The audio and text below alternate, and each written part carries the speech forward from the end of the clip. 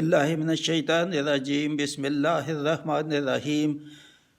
سورہ الناس کی تلاوت اور ترجمہ ہوگا۔ قل اعوذ برب الناس، ملک الناس، الہ الناس، من شر الوسواس الخناس، الذی یوسوس فی صدور الناس، من الجنۃ والناس۔ اس کا ترجمہ: تم کہو میں اس کی پناہ میں آیا جو سب لوگوں کا رب ہے، سب لوگوں کا بادشاہ ہے، سب لوگوں کا الہ ہے، اس کے شر سے جو دل میں برے خطرے ڈالے اور دبک رہے وہ جو لوگوں کے دلوں میں وسوسے ڈالتے ہیں، جن اور آدمی۔ بہت اہم، بہت فضیلت والی صورت ہے۔